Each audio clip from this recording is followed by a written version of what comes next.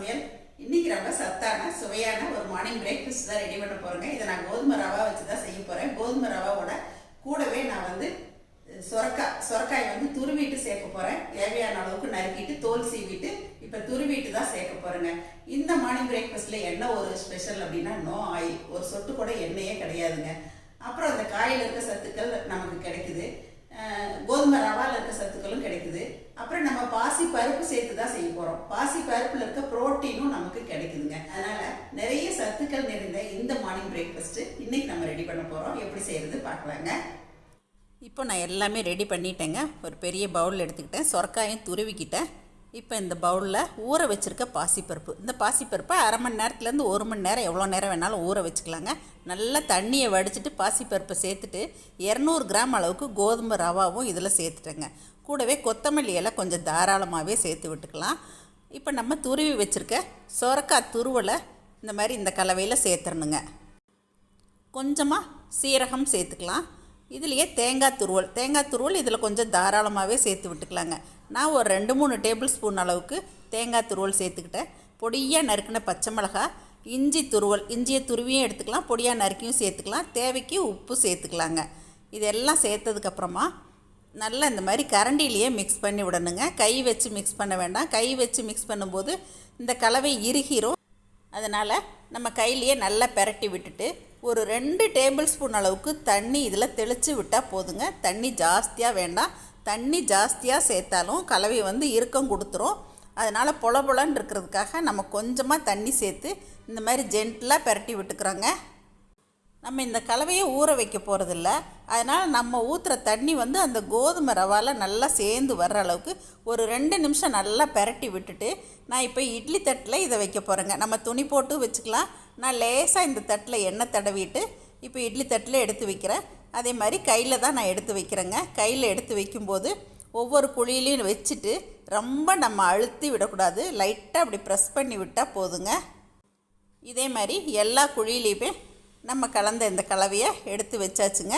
இப்போ இதை இட்லி பானை ஆவியில் நம்ம வேக வச்சு எடுத்துக்கலாம். இதில் மேலால் நான் கார்னிஷ்காக கொஞ்சம் தேங்காய் துருவல் சேர்க்குறேன். நீங்கள் குட்டீஸ் எல்லாம் சாப்பிடுவாங்க, விரும்பி சாப்பிடுவாங்கன்னா கொஞ்சம் கலர்ஃபுல்லாக இருக்கிறதுக்காக கேரட் துருவல் கூட இதில் வச்சுக்கலாங்க. இப்போ இட்லி பானையில் நல்லா தண்ணி காஞ்சிருக்குங்க. நல்லா இந்த மாதிரி கொதி பிடிச்சதுக்கப்புறமா தான் வைக்கணும். இட்லி சாதாரணமாக ஒரு 7 நிமிஷத்தில் வெந்துடும். இதை நம்ம ஒரு 10 நிமிஷம் வேக வச்சு எடுத்துக்கலாங்க.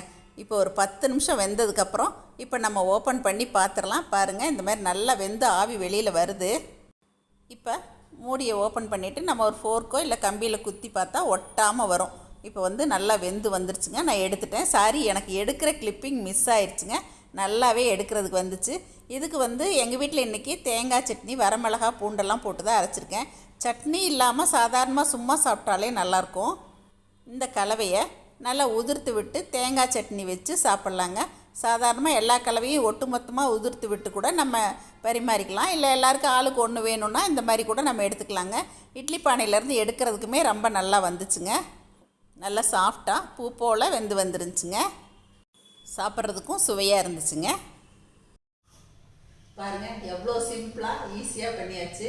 நம்ம இட்லி தோசை வேண்டாம், இந்த மாதிரி எடுத்துக்கணும் அப்படின்னு நினைக்கிறவங்க கண்டிப்பாக நீங்கள் இதை ட்ரை பண்ணி பாருங்கள். ரொம்ப நல்லா இருக்குங்க. இதில் நான் இப்போ ஒரு பீஸ் சாப்பிட்டுட்டேன், இன்னொரு பீஸ் எடுத்து வச்சுருக்கேன். நம்ம 2 சாப்பிட்டாவே இதில் நல்லா ஃபில்லிங்காக இருக்கும். ஏன்னா நமக்கு இதில் பருப்பும் செய்கிறது இல்லைங்களா. அம்மா இந்த மாதிரி செய்கிற அன்றைக்கெலாம் கொஞ்சம் ஜாஸ்தியாக செய்வேன். ஏன்னா இன்னும் கொஞ்சம் நேரத்தில் எங்கள் பொண்ணு ஆஃபீஸ்க்கு வருவாங்க.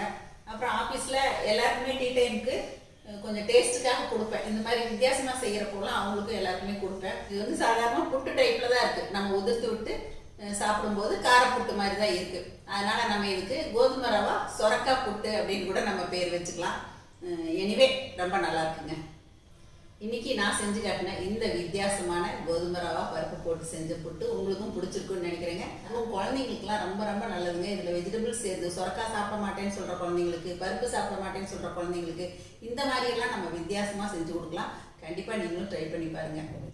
எப்பயும் போல் உங்களோட ஃபீட்பேக் சொல்லுங்கள். பிடிச்சிருந்தா லைக், ஷேர் பண்ணுங்கள். மறக்காமல் என்னோட சேனலை சப்ஸ்கிரைப் பண்ணிக்கங்க. தேங்க்யூ. சரசு சமையல் பாருங்கள், சமையல் நல்லா பண்ணுங்கள். உங்கள் வீட்டு சமையல் ருசிக்க மணக்க எங்களோட சரசூஸ் ஃபுட் ப்ராடக்ட்ஸ் நீங்களும் ஆர்டர் பண்ணணுன்னா இங்கே இருக்க வாட்ஸ்அப் நம்பரில் ஆர்டர் பண்ணி வாங்கிக்கலாங்க. எங்ககிட்ட இந்த சீசனில் முருங்கைக்கீரை சூப் மிக்ஸ், பிரண்டை பொடி எல்லாமே ஃப்ரெஷ்ஷாக கிடைக்கும். தேவைப்படுறவங்க வாங்கிக்கலாம். தேங்க்யூ.